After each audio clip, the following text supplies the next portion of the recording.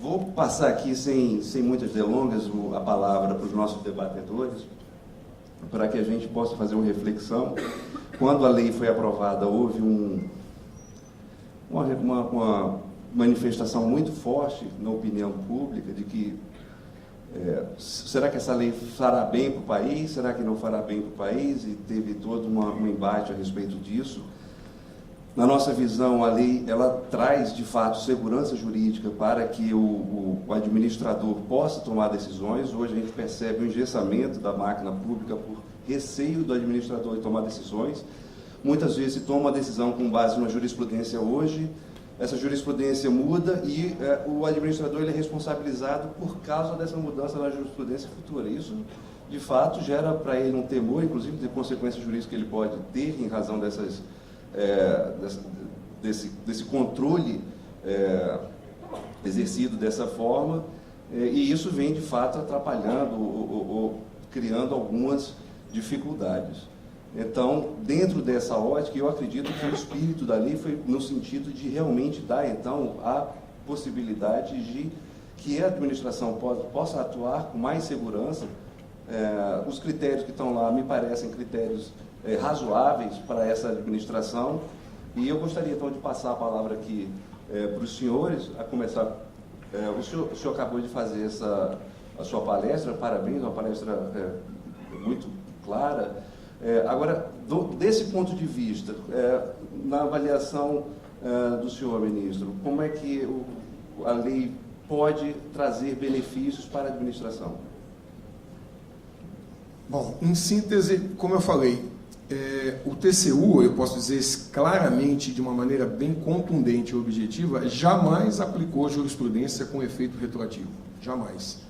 Se isso aconteceu em algum momento, todos os recursos foram manejados e, com certeza, todos os gestores que ocorreram nessa falha, que foram eventualmente prejudicados por essa falha, tiveram seu recurso provido. Se não tiveram, foram ao judiciário e conseguiram a devida anulação do tribunal, porque o Tribunal de Contas da União, como todos os demais órgãos de controle, pode cometer erros, né? O erro é intrínseco a qualquer atividade. De qualquer maneira, a grande possibilidade da nova legislação, eu volto a insistir, é a possibilidade de sentarmos para construir um novo consenso. Um novo consenso que o tribunal já tenta fazer há muito tempo, né? No sentido de construir soluções para a melhor aplicação do direito. Mas, para terminar, até porque a abordagem aqui é bem curta e objetiva, eu queria insistir o seguinte: como eu falei antes de vir para cá, eu estava num outro evento que discutia a questão de transportes marítimos e portos. Regulação também foi discutido lá. De uma certa maneira, vocês também estão submetidos ao modelo de controle e regulação. O TCU talvez seja um dos poucos órgãos de controle que tenta, lógico, nem sempre vai ser exatamente assim, mas ele tenta preservar o grau de autonomia e discricionariedade do gestor. Como eu falei, são 7 posições técnicas para o julgamento. Ao final ainda cabem todos os recursos legalmente previstos. E se, aí eu devo fazer um registro bem claro, se eventualmente o gestor não conseguiu convencer 7 posições técnicas, é porque talvez ele estivesse equivocado naquele ponto. E volto a insistir, dentro desses 7 posicionamentos técnicos, e o último é sempre proferido por um colegiado, porque o Tribunal de Contas da União nunca tem decidido nada monocraticamente, nenhum ato que possa produzir efeitos sobre a esfera jurídica do gestor administrador é tomado de modo monocrático.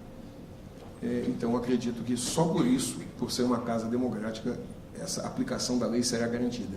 Ela é bem-vinda, sim, pelos órgãos de controle, a exemplo do TCU, que represento aqui, e acredito que a maior virtude vai ser prosseguirmos num debate para construir o consenso.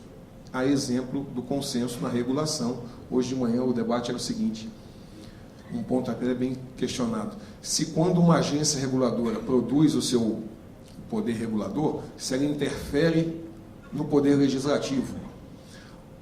Eu estava lá como representante do TCU, eu fui o único que disse que não, que o poder regulador deve ser exercido com um certo grau de autonomia. E até citei um exemplo. porque um dos debatedores comentava: sem lei a agência reguladora não pode aplicar as suas sanções, as suas atividades de regulação. Eu até mostrei o seguinte: primeiro, que a lei pode inovar no mundo jurídico, criando obrigações e direitos, mas a agência reguladora ela não vai inovar no mundo jurídico, ela vai criar restrições e prerrogativas para, por exemplo, o concessionário, por exemplo, a atividade econômica. E um detalhe mais interessante, que lá de manhã eu fiz questão de pontuar e volto a insistir aqui.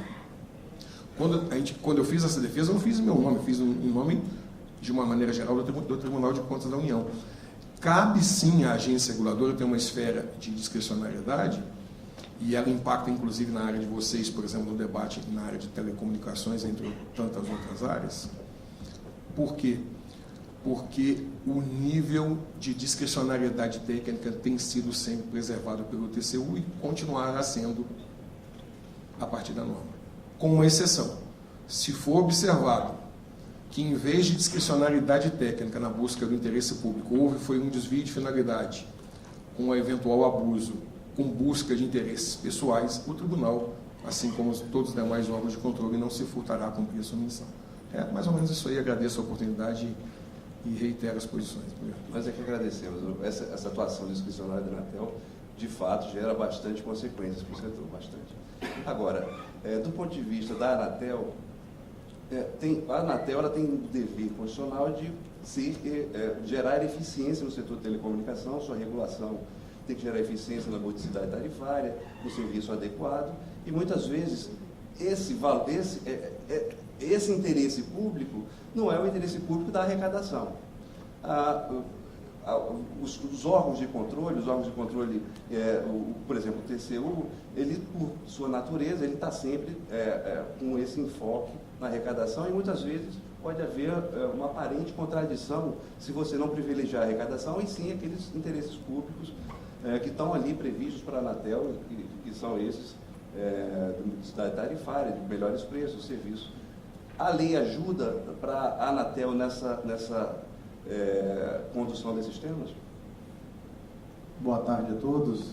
Queria saudar todos os debatedores, na pessoa aqui do ministro André, e fazer uma saudação especial ao colega debatedor Jacinto Arruda da Câmara, que o destino nos colocou na mesma mesa de debate, né? Foi uma grata surpresa. E saudar todos os presentes que estão aqui nos acompanhando. Se eu fosse responder essa pergunta de forma lacônica e sintética, eu diria que não.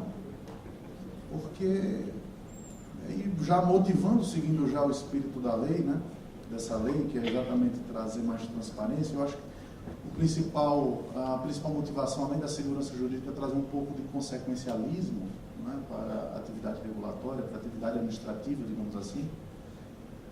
Mas a lei, eu acho que, na verdade, ela, se não for tratada a sua interpretação, e aí entramos nas regras clássicas de hermenêutica, se ela não for tratada com muita cautela, se nós analisarmos essa lei no primeiro momento, e seguindo a regra primária, né, sempre a primeira forma de interpretação, que é a interpretação literal, a impressão que nós temos é que a lei vai induzir a uma completa paralisia da administração pública. Porque no momento em que a lei ela traz uma obrigação para o gestor de... E aí vem a questão também dos valores jurídicos abstratos. Eu não sei exatamente o que é que se quis dizer com isso. Se são conceitos jurídicos abstratos, princípios jurídicos abstratos, o que é que exatamente se quis dizer com essa expressão. Mas quando se faz essa vedação e se exige do administrador que preveja todas as consequências para os seus atos, e vai mais além, entre tudo aquilo que for possível, entre as soluções que forem possíveis. Ou seja, eu tenho tanto a obrigação do administrador de prever todas as soluções para aquele problema, e além das soluções, as consequências que essas soluções terão. Imagine isso no mercado de telecomunicações. Colocar na motivação e usar isso como motivação. Ou nós teremos um inchamento da administração pública como um todo, nós vamos ter que interpretar essa lei com muita parcimônia, porque senão ela vai induzir uma paralisia. E aí vai depender muito, e aí, ministro, me permita, da posição dos órgãos de controle. Porque, efetivamente, se os órgãos de controle passarem a exigir isso do administrador, sem dúvida nenhuma, é o pior cenário é o que nós vamos ter, essa paralisia administrativa. Com relação eu inclusive recebia algumas mensagens de colegas juízes, né? Eu tive passei 4 anos no Conselho Nacional de Justiça, e eles me perguntavam, olha, e citavam exatamente a questão dos valores abstratos. Eu não sei mais como decidir, porque eu tenho que prever no mundo jurídico todas as soluções possíveis, as consequências, e escolher uma no final como conteúdo decisório, como dispositivo. Quer dizer, imagina exigir isso de um juiz de uma comarca que tem milhares de processos aguardando sentença, ou de um ministro de um tribunal superior, para ir mais além, que recebe no seu gabinete 17 mil processos para julgar em um ano. É completamente impraticável. Então, a interpretação que eu fiz primária dessa lei foi a pior possível. E o que vai acontecer na prática, e aí me permitam, já que a lei mais parece uma lei voltada a regular o mercado de futurologia e esoterismo, né, nesse sentido, do que propriamente o mundo real, é que o que vai acontecer é que o Poder Judiciário e a magistratura vai continuar funcionando do jeito que funciona hoje, daqui a 10 anos. Essa lei não vai ser aplicada para o Poder Judiciário, por quê? Porque o Poder Judiciário e a magistratura possuem prerrogativas anteriores que permitem isso. A mesma coisa com o Tribunal de Contas da União, a mesma coisa com os demais órgãos de controle, como o Ministério Público. Eles têm prerrogativa para isso. Há muitos anos se diz, e é jurisprudência pacificada em Tribunal Superior, que o juiz não é obrigado a colocar na sua fundamentação todas as razões que estão trazidas pela parte nos seus recursos. Porque se ele tiver que fundamentar em cima de absolutamente tudo que é alegado, fica realmente impraticável a atividade judiciária. E resta saber, ao administrado, e aqui nós como agência fica essa preocupação, o que será exigido do gestor, do conselho diretor das agências reguladoras, aqui no caso a Anatel. Porque se for na linha do que está literalmente expresso no projeto, pode parar. A velocidade que a agência vai ter vai estar muito aquém do que o setor precisa. Então, acho que isso tem que ser visto com muita parcimônia, muito cuidado, porque eu não acho que essa lei ajuda em absolutamente nada. Talvez tinha algum, inclusive, dispositivos acertadamente vetados, como aquela história da ação declaratória para o judiciário, para que ele chancelasse um determinado ato administrativo previamente. Quer dizer, eu por vias transversas estou inviabilizando qualquer forma de controle com ação declaratória. Quer dizer, eu estou transferindo ao judiciário uma atribuição que deveria ser a última ratio, que a natureza do Poder Judiciário é a última ratio. Não. Então, realmente, alguns pontos mereceram vetos, mas mesmo o que ficou causa alguma perplexidade. Eu espero que, enfim, que saia, e aí fica a preocupação, né? Mas tudo bem, mas a lei está em vigor. A Anatel vai continuar a agir como vinha agindo e aguardar uma posição do TCU, porque nós corremos o risco, né, de aquilo que o ministro Bruno Dantas, inclusive, colocou muito bem em um artigo da Folha de São Paulo, em que ele alertou para o perigo do excesso do órgão de controle gerar na administração pública a sua paralisia ou a sua infantilização. Bom, já que eu não consigo decidir de acordo com a expectativa do órgão de controle, melhor não decidir. Eu acho que isso precisa, eu acho que o problema, na verdade, já existia, precisava ser mais aprofundado. Eu acho que essa relação agência reguladora, órgão de controle, precisava ser aprimorada já há algum tempo. Nós quem é do setor vem acompanhando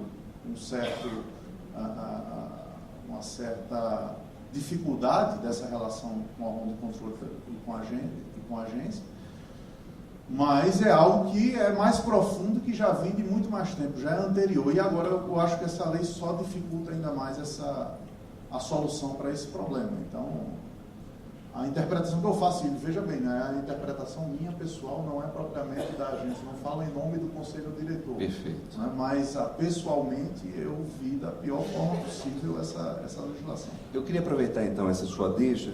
A gente tem aqui o professor Jacinto e o professor Flávio, que trabalharam conceitualmente na elaboração da lei. Nós estamos ouvindo aqui, então, essas críticas que até me pegam de surpresa, porque a expectativa que eu tinha era o contrário do que eu estou ouvindo aqui. Então, eu gostaria primeiro de passar a palavra para o senhor Jacinto e, na sequência, para o doutor Flávio, para que eles possam abordar essas questões que foram colocadas aqui pelo doutor Emanuel. Então, boa tarde. Primeiro, saudar a inteligência da organização do evento e botar um painel cheio de bacharel e advogado antes do almoço, né? Já na hora do almoço. Isso dá uma limitação natural à tendência a se alongar nas falas, né? Então, vou tentar ser conciso, como todos têm sido, apenas fazer uma inconfidência, essa saudação especial que o conselheiro Emanuel me fez, que eu o conheço desde que ele era garoto, fui colega de colégio do irmão dele, meus pais são amigos dos pais dele, enfim, nós somos conterrâneos de Natal, Rio Grande do Norte. Num painel desse estão seleto de 2 representantes de Natal, unidos pelo simples acaso, é uma coisa inacreditável, né? Eu não sabia que o conselheiro Emanuel faria parte desse painel. Ao ser convidado, ainda não havia confirmação de todos os nomes, e para mim foi uma satisfação muito grande, é a primeira vez que o vejo depois que ele assumiu o cargo e a função na agência, né? Bom, é verdade que eu não elaborei o projeto de lei, foi de autoria, e é bom dar essa informação, não é pública, foi bastante difundida nos meios de comunicação, de imprensa, em virtude do debate público que surgiu após a aprovação no Congresso Nacional e antes do veto e sanção do Presidente da República, mas isso foi um projeto originado e gestado na Academia de Direito, né? Por professores de Direito Administrativo, um dos quais foi o autor também da Lei Geral de Telecomunicações, o professor Carlos Ari Sundfeld. O outro é professor titular de Direito Administrativo da USP, o professor Floriano de Azevedo Marques Neto. Carlos Ari é meu sócio, eu trabalho com ele desde 95, né? Fui assistente dele na Faculdade de Direito da PUC de São Paulo. Floriano é meu amigo pessoal, conheço desde 1997, quando nos conhecemos trabalhando na instalação da Agência Nacional de Telecomunicações. Eu comecei a trabalhar, eu fiz trabalho infantil também, para revelar a vocês, comecei a trabalhar com 12 anos, não fico imaginando que eu sou aqui um Matusalém. Mas, enfim, eu participei de algumas dessas ideias e vou tentar aqui tranquilizar um pouco o Emanuel. Não faz medo, esse medo todo, não, na minha leitura, que não é a primeira. E concordar muito com o que foi dito aqui pelo ministro André, né? Não há grandes inovações em relação, inclusive, à postura tradicional do Tribunal de Contas da União. Eu diria que a lei traz, né, é uma lei de introdução, essa é uma coisa surreal. A gente está falando aqui, tecnicamente, né, de uma lei de 1946 que foi alterada agora no mês passado. É uma lei de 1946. É um decreto-lei de 1946, que falava sobre a lei de introdução ao Código Civil, era específico para o Código Civil, e que tinham normas absolutamente genéricas, e que não trazia grandes novidades em boa parte, era coisa como andar para frente. Tipo que a lei não vai retroagir, coisas desse tipo que tem no direito romano. Mas qual a utilidade disso para o mundo jurídico, né? é a tentativa de uniformização da aplicação do direito. E foi uma lei essa, de 1946, focalizada numa sociedade, num direito muito pouco complexo, ou muito diferente desse que nós vivemos hoje, né? As relações eram basicamente relações de direito privado, não essas relações de direito público. O controle que se fazia da administração na década de 40, comparável ao controle que se faz hoje, quando eu falo controle, não apenas do Tribunal de Contas, mas controle judicial, é ridículo, comparativamente falando, né? Os instrumentos que a sociedade brasileira possui, isso não é qualquer crítica que eu estou falando, não, muito pelo contrário, é uma constatação empírica, e mais do que isso, acho que é um ganho, uma virtude da sociedade brasileira. Mas não dá para comparar a relação institucional entre judiciário e administração pública na década de 40 e a relação que existe hoje em dia entre judiciário e administração pública e política pública que há hoje, né? Se você quiser um remédio e que não esteja incluído na lista do SUS, você vai bater na porta do judiciário. Qualquer política pública é hoje questionada pelo Ministério Público, por qualquer associação, né? O custo de acesso ao judiciário no Brasil, isso é uma conquista da sociedade brasileira, não é nenhuma crítica, é baixo. Então, para falar coisas inconvenientes, uma empresa que quiser questionar uma lei tributária, impetra um mandado de segurança, discute bilhões e bilhões de reais em termos de... e não gasta uma prata em termos de sucumbência nem coisa nenhuma. Vai pagar um advogado. Mas eu estou apontando assim porque eu não atuo no contencioso, né? Faço conta. Mas, enfim, esse tipo de situação constituída trouxe a necessidade de leis parâmetro, né? Para tentar, de alguma maneira, sistematizar e organizar boas práticas de interpretação jurídica. Eu tenho uma divergência de leitura em relação ao que foi dito pelo ministro André, quando ele disse que a lei proíbe a aplicação de conceitos abstratos, alguma coisa, valores abstratos, ou foi o Emanuel que falou, enfim. A lei não é que proíba, a lei constata que hoje em dia, inclusive a Lei Geral de Telecomunicações, traz uma série de conceitos muito abstratos que precisam ser aplicados. Agora, o administrador, o controlador, o magistrado, ao aplicar esses conceitos abstratos, especialmente para rever uma decisão estatal, e aqui não está se dizendo que ele não deva fazer isso, ele deve fazer isso. Mas, ao fazer, ele assume um ônus, que é o ônus de analisar as consequências dessa intromissão, ou desse controle, ou dessa revisão. Então, vamos dar um exemplo aqui do setor de telecomunicações para não transformar isso aqui numa fala estritamente jurídica, né? Tem um princípio que é o princípio da precaução, isso é do direito ambiental, né? E o direito à saúde, está lá na Constituição, no artigo 196, para outros fins, mas é o que o judiciário aplica, como se todo mundo tivesse, o Estado tivesse, enfim, um dever universal de qualquer terapia, etc.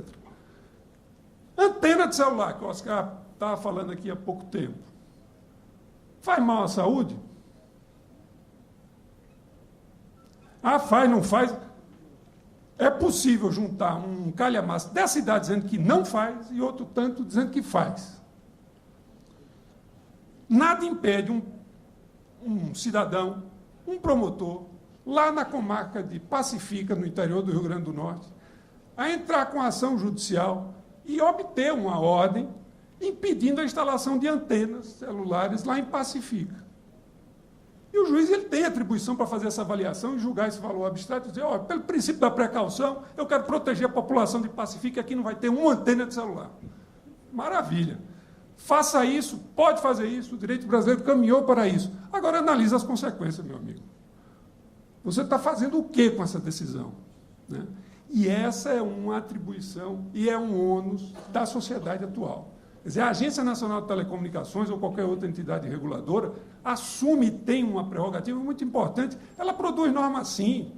Não é lei? Não é lei porque o legislador produz norma mais forte do ponto de vista jurídico do que da Anatel. Agora, dizer que as condições de interconexão foram estabelecidas na Lei Geral de Telecomunicações, só quem é do setor, quem não é do setor, para saber que tem 2, 3 regrinhas muito abstratas, né? Preço justo, tem que ser cobrado, diabo é preço justo, enfim. As condições de interconexão foram estabelecidas pela Anatel, ela tem poder para isso, né? Agora, tem um ônus para isso, um ônus de motivar, e a Anatel vem se movimentando. Aliás, o dever de motivação já está na Lei Geral de Telecomunicações desde 1997. E há toda uma tendência regulatória, que não é de hoje, que não veio da lei, de tentar cada vez mais sofisticar esse processo de motivação, atribuindo consequências aos seus atos, inclusive os atos abstratos. Estudo de impacto regulatório. É muito bonito você pedir para trocar tomada de 2 buracos para 3. Quanto é que custa isso, pô? Isso não foi da Agência Nacional de Telecomunicações. Minha ignorância não chega a esse ponto, eu sei que não foi. Mas, enfim, qualquer medida regulatória, por mais bem intencionada que seja, né, precisa ser avaliada quanto do ponto de vista de suas consequências. Eu diria até que essa prescrição normativa é óbvia, né? Isso decorre de uma boa prática. E no campo do controle, eu vou só mencionar aqui alguns aspectos, e concordar também com o que o ministro já disse. O Tribunal de Contas, ele tem jurisprudência já antiga. Posso citar aqui um exemplo rápido. Concurso público em empresa estatal, deve ser feito ou não deve ser feito? Perguntar essa coisa hoje, em 2018, é ridículo, mas em 1988, quando a Constituição foi editada, ninguém sabia ao certo se deveria ou não deveria realizar concurso. O Tribunal de Contas da União só veio bater martelo em 1992 sobre essa questão e regularizou tudo que tinha sido feito antes. A interpretação do direito é o que está criando a norma, é o que diz a lei. Isso é uma proteção imensa para os gestores e também para os administrados, né? O que um setor, qualquer setor, que é administrado, que a sociedade precisa do ponto de vista do direito, né, é ter segurança e previsibilidade, né? A lei, por si só, não vai trazer isso. É necessário que as instituições forneçam isso. E as instituições fornecerão isso mudando e adotando padrões de conduta gerais que muitas vezes já adotam. Mas aqui e acolá pode ocorrer um desvio ou algum tipo de falha nessa relação e que causa ônus pesados. Vou encerrar aqui, eu não sei quanto tempo, eu não estou completamente perdido em relação ao horário, mas, enfim, para encerrar, vou registrar aqui um exemplo que eu acho que é contundente disso. Algo que o professor Carlos Ari, no artigo acadêmico, chamou de apagão da caneta, né? A dificuldade de se obter certas decisões no nível administrativo. E no setor de telecomunicações, que há uma agência qualificada de regulação, né? Talvez algumas crises ou alguns problemas pudessem tranquilamente ser decididos na esfera administrativa, mas como importa um ônus e um risco, inclusive pessoal para os agentes, né? Esse tipo de decisão é transferido para o legislativo, ou simplesmente não é tomado. A lei não tem, acredito eu, nenhum traço que venha a proteger servidor ímprobo, corrupto. A ideia é justamente, mais uma vez, para concordar com o ministro André, a lei é para proteger o gestor probo, que corre um risco, muitas vezes, parafraseando também o que foi dito, de que sua visão de bem comum não coincida com a visão de bem comum de um promotor, de um juiz, de um controlador. E, por causa disso, se sujeita, se não a uma sanção definitiva, pelo menos a uma via crucis para de defesa e de processo de instabilidade emocional que prejudica. Ou prejudica pessoalmente, isso deve ser levado em conta, e prejudica institucionalmente e a sociedade brasileira, porque inibe tomadas de decisões muito mais céleres em virtude dessa instabilidade. A lei não vai solucionar isso de uma hora para outra, né? Mas, enfim, só esse debate aqui que está ocorrendo, e é auspicioso que ele tenha ocorrido, né? e vem a ocorrer cada vez mais, só a interlocução de órgãos de controle com o judiciário para refletir a respeito desses aspectos, isso pode trazer como consequência positiva uma aceleração da eficácia dessa norma, para que a sociedade brasileira atinja com isso uma maior segurança e estabilidade. Basicamente, essa mensagem que eu gostaria de passar. Professor, aproveitando a sua fala, sempre, e já passando para os colegas de mesa, sempre que se sentirem perdidos em relação ao tempo, basta lembrar que estamos na hora do almoço. Professor Flávio, o senhor trabalhou muito perto do senador Anastasia na elaboração dessa norma e me pareceu que a norma se destinava ao administrador para lhe dar segurança. Então, é muito surpreendente a gente ver uma leitura feita pelo administrador, como foi feita aqui, pelo conselheiro Emanuel. Sem dúvida. Qual é a tua visão? Primeiro, de perplexidade, já que a palavra foi usada. Perplexidade é imaginar, por exemplo, que a gente interpreta uma lei a partir de critérios absurdos. É óbvio, se lê a lei para dizer, então, que o administrador ou os órgãos de controle tem que prever e imaginar tudo que possa acontecer, é claro que essa lei não para em pé. Nenhuma lei vai parar em pé se eu imaginar na teoria do causa do absurdo. Até porque o abuso é inerente ao direito. Então, uma regra, em tese, sempre pode ser abusada. Se eu for para o critério do abuso, nenhuma norma fica em pé.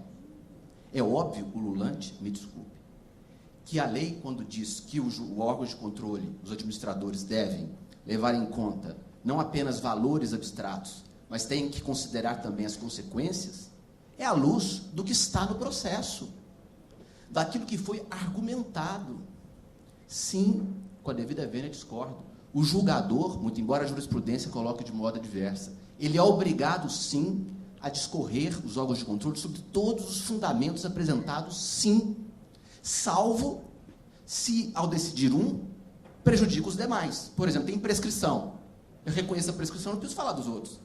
Agora, se a parte, se o mercado, se o interessado, se aquele que vai ser afetado por uma decisão estatal, aduz argumentos com autonomia, que ele, independentemente do outro, pode fulminar aquela interpretação ou aquele ato, ele tem que ser considerado. Isso é o dever de motivação, isso é o preço de um Estado democrático de direito. O que me causa espanto é um órgão de controle ter tanta aversão ao controle. É como se um veterinário tivesse antipatia de bicho. Ora, a questão é a seguinte, quando se diz que meu pai foi prefeito, vou dar um exemplo, meu pai foi prefeito, me ligou um dia, Flávio, o Tribunal de Contas do Estado de Minas acabou de sair uma decisão dizendo assim, suspendendo a coleta de lixo, porque teria uma irregularidade na licitação. Falei, pai, isso aí, né? A vida segue. Flávio, o que eu faço? Falei, pai, lê a decisão. Flávio, vou ler para você. 2 parágrafos.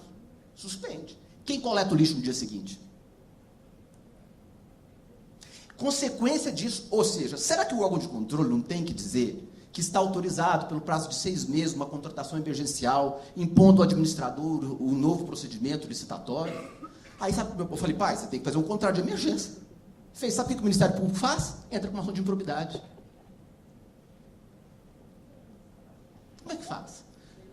Claro, meu pai não foi candidato à reeleição, meu pai foi reitor de uma universidade federal, nunca se enveredou na política, resolveu, por desgraça de conselho meu, que falei essa bobagem para ele, se lançou candidato, não foi eleito, caçou o outro, porque houve abuso, entrou na prefeitura com a máquina rodando, com um monte de problema, e não se candidatou à reeleição. Não tem como uma pessoa dar conta de um negócio desse. E aí, na hora que você pede para os órgãos de controle e para a administração pública levar em conta aquilo que foi aduzido ou aquilo que é reflexo inerente ao problema colocado, falam que isso é futurologia, que isso é inexequível, que isso é impossível. Como é que isso pode ser impossível? É lógico que isso vai dar muito mais trabalho. Eu fui assessor no STJ. Quando cheguei lá, tinha na minha salinha, tinham 1000 processos. 1000 processos. E chegavam 300 por semana. Eu tinha uma equipe de 4 analistas trabalhando comigo. Eu mandei tirar as portas dos armários, para a gente ver os processos. Porque parecia que a porta, quando fechava, não tinha processo. Dos armários. Tirei. Em 1 ano eu zerei.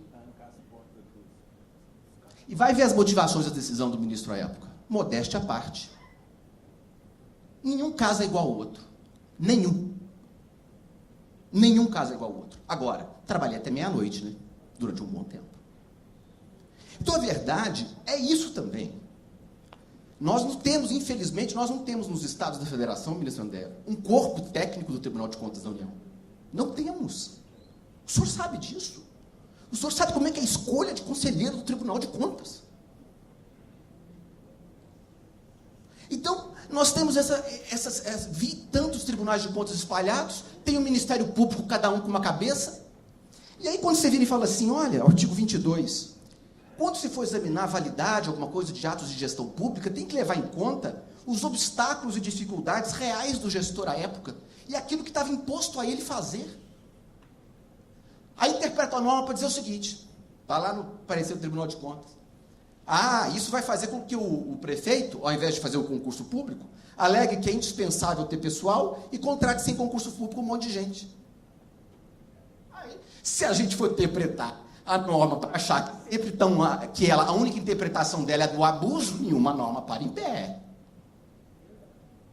É evidente que para ele fazer uma medida dessa, ele vai ter que justificar.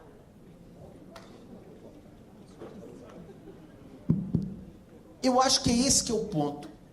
A gente quer a autoridade dos órgãos de controle, mas a gente quer responsabilidade. Autoridade sem responsabilidade não... É isso.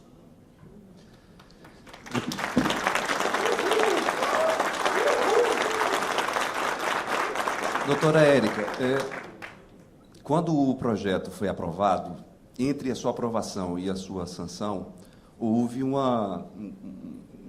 quase uma comoção em torno disso e vocês tiveram muita coragem de tocar diante daquela chuva de críticas, até alguns elogios menos, mas mais críticas.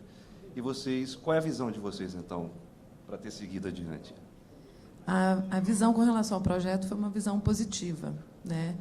Foi mais numa versão de construção de um novo diálogo. Acho que foi um clamor mesmo da sociedade, dos estados, dos municípios, não só do governo federal, mais de aumentar e melhorar o diálogo com os órgãos de controle. E aí não só a TCU, mas Ministério Público, e a gente tem trabalhado na Casa Civil numa nova lógica de governança pública. E quem nos ensinou, quem foi construindo lá a sementinha foi o próprio TCU. E a gente aprende também, né, com os órgãos de controle. Acho que é um processo construtivo. E o que a gente fez? O ano passado, a gente começou a discutir, e aí o presidente assinou o decreto 9.203 e enviou ao Congresso o projeto de lei 9.163, de 2017. E o que acontece? Esse projeto da governança pública, quando o TCU veio bater a porta e apresentando a lógica, falou assim, olha, tem muitos ministérios, muitos órgãos da administração que atuam com relação ao mesmo objeto, mas tem decisões conflitantes, orientações diferentes, a gente não sabe quem que é o responsável por determinada política, está faltando governança, está faltando uma coordenação nesse processo. E aí ali a gente percebeu que, realmente, de fato, a gente precisa trabalhar, mas a gente precisa trabalhar numa melhor governança pública, em novos princípios para governar, para a governança pública, mas dentro desses princípios a gente precisa também dar mais conforto ao gestor público. Então, a gente olhou dos dois lados. Sim, precisamos de melhor coordenação no governo, nos governos, mas precisamos também de melhor coordenação dentro dos poderes também, né? Não é só um defeito do Poder Executivo, né? Mas também dar maior segurança ao gestor público. Então, por isso que a gente olhou o projeto de lei, então, discutido, e a lei agora aprovada, ela caminha junto com a lei das estatais, o decreto das estatais, o novo decreto de governança pública e o projeto de lei de governança pública. Se os senhores forem olhar o decreto de governança, ele vai ver o que a gente tentou fazer. A gente foi ver as melhores práticas da OCDE, né? Que a gente sempre é acusado de criar jabuticaba aqui, né? E aí a gente foi olhar lá fora e falou assim, bem, o que a gente tem como princípios da governança pública? E o primeiro deles é a capacidade de resposta. E aí a gente cai nesse problema aqui que o doutor Flávio falou. Muitas vezes a gente é premido, é cobrado por dar resposta, soluções tempestivas, inovadoras, mas a gente não tem condições, a gente tem dificuldades reais como gestor que não nos permite dar a melhor resposta, a ideal, é a possível. E aí a gente tenta construir, tem trabalhado muito junto com os ministérios e as entidades vinculadas e com os próprios, e passando, a partir do projeto de lei, essa lógica para os outros poderes e para os estados e municípios, de que a gente precisa também, a alta administração, ela precisa também dar esse conforto para o trabalho do dia a dia do gestor. Então, esse conforto não é passado só pelo Poder Executivo. A gente precisa provocar esse diálogo com os órgãos de controle. E aqui o professor Jacinto, o professor Flávio mencionaram aqui o papel do Ministério Público nisso, não só do TCU, mas uma colega do Ministério Público um dia, falando sobre o projeto de governança e o PL da Segurança Jurídica, então PL da Segurança Jurídica, ela veio e falou, peraí, o que você está falando não está certo. A gente não pensa assim, porque o Ministério Público também tem visões diferentes. E a minha área pensa como a sua área, entende? Então, assim, a ideia da governança, da lógica, da manutenção da coerência no processo decisório, ele precisa permear não só a nossa atuação do Poder Executivo, mas também dos demais poderes. E aí, nesse ponto, a gente brinca, a gente tem conversado muito ali com os colegas do TCU para a construção dessa lógica da governança pública, a gente tem perguntado se a gente conhecesse de antemão as próprias determinações e recomendações, o plano de trabalho do Tribunal de Contas para o ano, a gente também teria talvez mais condições de dialogar melhor, para se organizar melhor também, em termos de executivo. E aí, senhores, assim, além da lógica do projeto da governança, eu queria chamar a atenção só uma coisa. Quando a gente ali participando dos comitês de governança pública da OCDE, a gente percebeu que é uma deficiência não só nossa. Eu concordo ali com o professor André, o ministro André, ele falou assim, olha, eu sou mais otimista, né? Assim, eu também sou mais otimista. Eu acho que não é um defeito só de Brasil. A gente vê Portugal, Eslovênia, Dinamarca, às vezes, falando exatamente, olha, a gente hoje, governando, a gente tem um grande problema, que a gente sofre uma crise de desconfiança recíproca, né? É uma crise de desconfiança, tem instituições que já estudam já tentam avaliar os níveis de desconfiança das instituições, desconfiam da mídia, desconfiam dos governos, desconfiam das organizações não governamentais. E aí, como é que a gente resolve esse problema de desconfiança recíproca? A gente melhorando a nossa relação com o cidadão, dando respostas mais rápidas, e a gente não consegue dar resposta mais rápida se a gente não der essa segurança jurídica para o gestor público. Então, assim, o presidente procurou, acho que sabiamente, assim, fazer política é administrar interesses também, né? Ele, acho que assim, foi acertou-se nos vetos, apesar de não agradar 100%, né, aos elaboradores, aos propositores da lei, mas foi uma tentativa de conciliar essa celeuma que foi criada em torno do projeto por uma questão de interpretações. Como disse aqui o professor Jacinto, no dia a dia, a gente sabe que a gente pode ter argumentos, um calhamaço assim de argumentos contra ou argumentos a favor de determinada política. E a gente fica realmente muito inseguro no nosso dia a dia, no exercício da administração, de optar por essa ou por essa, porque a gente fica com aquele sentimento, como vai pensar o auditor ou o ministro na hora de julgar aquela minha decisão? A gente fica realmente com essa insegurança. Então, eu não acho que seja uma iniciativa isolada, ela precisa ser vista, o projeto ele precisa ser visto junto com outras iniciativas, outras leis, outros decretos e o nosso dever também de alta administração, de comunicar melhor e dialogar melhor com os órgãos de controle. Perfeito. Doutor Leonardo, vou fazer uma tarefa fácil e passar para o senhor, faltando 5 minutos para acabar. Futurologia ou motivação responsável? Qual é o caminho que a lei vai conduzir a administração? Bem, eu quero cumprimentar a todos na pessoa do ministro André Luiz queria também saudar ao evento Painel Telebrasil na pessoa do Dr. José Américo e saudar as mulheres presentes na pessoa da doutora Érica Melissa, que me antecedeu. Eu tenho uma vantagem, doutor José Américo, e uma desvantagem por falar por último. A desvantagem é falar depois desse quadro qualificadíssimo aqui de professores, do ministro, doutora Érica, e a vantagem é que eu, ouvindo um pouquinho de cada um, também consigo formar uma convicção e aprender um pouco para trazer uma visão. E a visão que eu trago é a visão da advocacia. Não obstante tenhamos outros advogados e operadores do direito aqui no painel, mas quero trazer um pouquinho da visão da dificuldade que nós enfrentamos e que muitas vezes os gestores de empresas públicas ou privadas que de alguma forma têm sobre si a função do controle acabam enfrentando no dia a dia.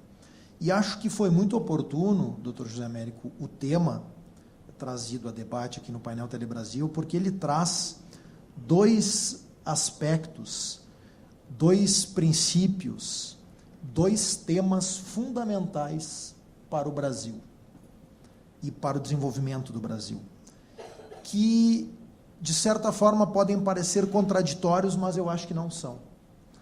E aí, neste exato aspecto, que vejo com bons olhos a vinda desta legislação. Eu falo dos dois aspectos, da impunidade e falo da segurança jurídica. O combate à impunidade que o Brasil está travando, e o ministro André, com propriedade, citou essa temática, ele é fundamental para nós termos uma nação melhor e, quem sabe, um dia desenvolvida.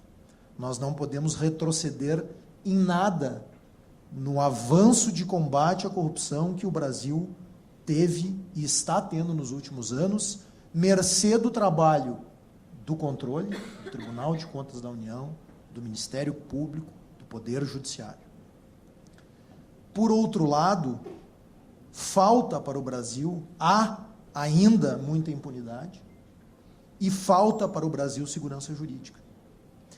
E vejam, doutor Zé Américo, que a segurança jurídica, ela acaba repercutindo também no combate à impunidade, porque é a partir de um país que tem a segurança jurídica que nós vamos conseguir ter investimentos e empresas que sustentem esta pesada máquina estatal brasileira e que, em determinados setores, continuará sendo necessária que seja pesada. Por exemplo, para o combate à impunidade e à corrupção. E o pesada que eu digo não é no sentido ruim, é pesada porque nós poderemos e teremos que ter estruturas adequadas para combater a corrupção. Mas nós só teremos isso porque o Estado não vive de si.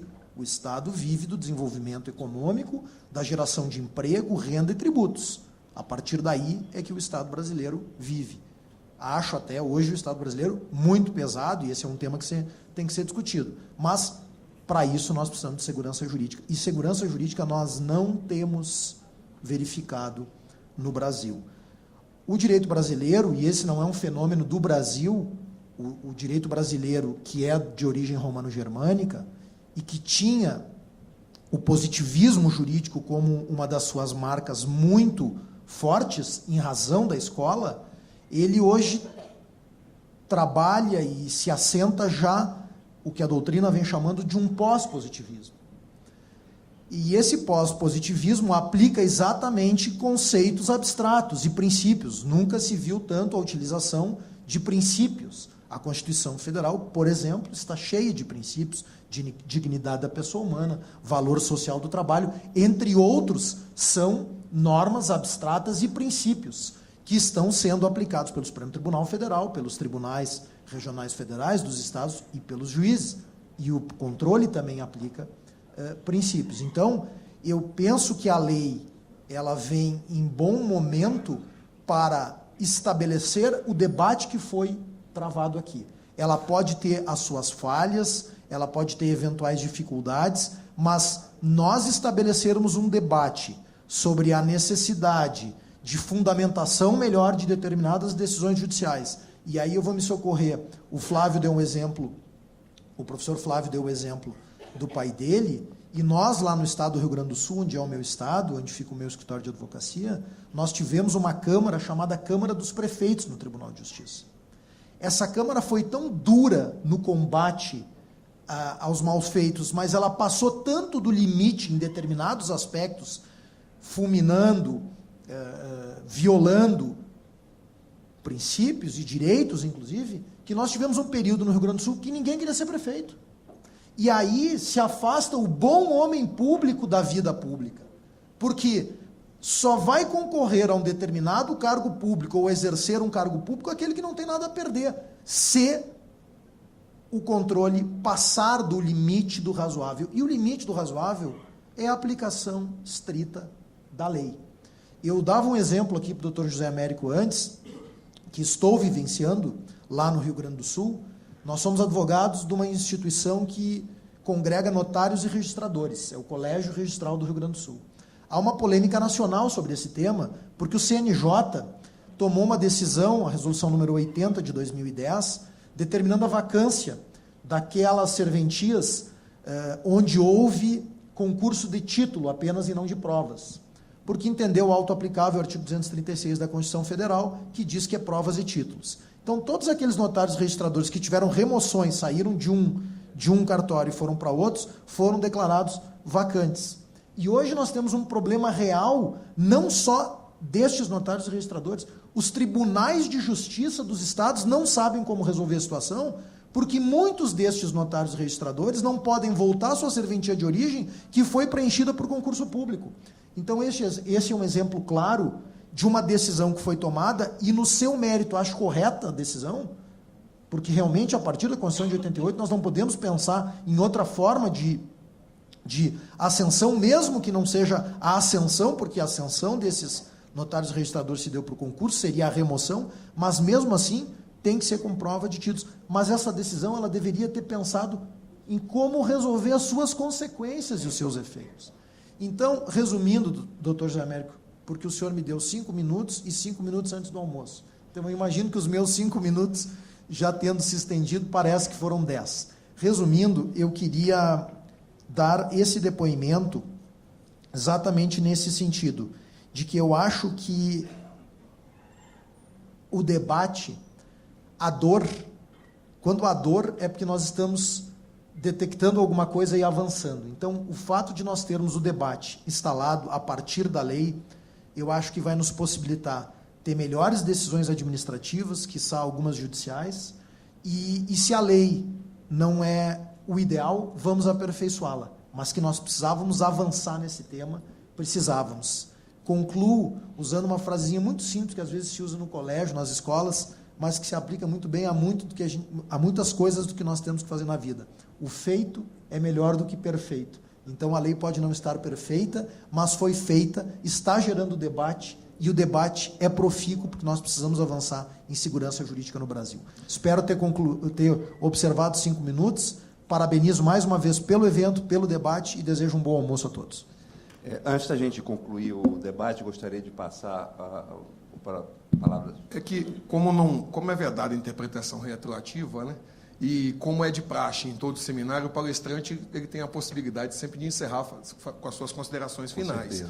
E nesse ponto eu gostaria de parabenizar o doutor Flávio, porque o que Sua Excelência disse ali é exatamente o que o tribunal pensa.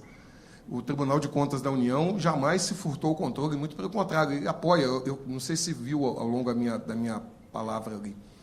O TCU vai aplicar essa norma e vai buscar o máximo de eficácia dela. A doutora Érica foi perfeita. Alguns pontos questionáveis foram vetados, felizmente. Mas é nesse ponto que eu queria reafirmar e parabenizar o professor Flávio. Lembrando muitíssimo a Sua Excelência que, na verdade, o veterinário não gosta de todo bicho. Ele tem especificação. Quem gosta de todo bicho é biólogo. E o TCU também tem essa vertente, né? Ele não gosta de todos os bichos. Ele tem a sua área de controle, que é o controle externo financeiro. Mas o TCU caminha na linha da manifestação do professor Flávio. Ele não reage ao controle, muito pelo contrário, vai aplicar a norma, separando o gestor de boa índole de uma índole, como os outros palestrantes falaram. Agradeço muito a possibilidade de ter palestrado no início. Nós é que agradecemos. Uma saudação especial a todos pela atenção. Obrigado. Olha, nós agradecemos aqui a participação de vocês. uma participação polarizada, mas com suas posições muito bem defendidas. Tenho certeza que nós estamos aqui com um conceito muito maior na cabeça das consequências da lei. Já estamos na hora do almoço, eu gostaria de convidá-los também para que venham almoçar conosco no pub aqui em cima, junto com os vice-presidentes, para a gente fazer uma confraternização, e encerramos assim a nossa... Passar a palavra aqui para o nosso presidente antes de concluir. Bom, boa tarde a todos. Nós conseguimos fazer um 62º painel Telebrasil. Nunca deixamos um ano de fazer, não que tenhamos 62 anos de existência, mas no início nós fazíamos 2 painéis por ano. Foi a primeira vez que nós fizemos com mais de 2 dias, fizemos com praticamente 3 dias, quase as 2 horas. Recebi diversas mensagens agora que, apesar de termos uma audiência menor, o último dia, o último painel, é natural que aconteça, que foi o mais rico, que foi o melhor de todos e que deveria ser o primeiro. E nós temos procurado, dentro da Telebrasil, procurar aumentar a abrangência dos assuntos do que nós estamos nos envolvendo. E eu acho que esse feedback que nós recebemos é extremamente importante para que nós trilhemos esse caminho nos anos que seguem. Estaremos aqui novamente daqui a um ano, no 63º painel. Queria agradecer não só todos os palestrantes, todos aqui que estiveram, os coordenadores, a equipe de organização e, principalmente, os nossos presidentes pelos suportes que deram para que nós pudéssemos fazer um painel tão rico e tão bem frequentado. Muito obrigado a todos e até maio do ano que vem.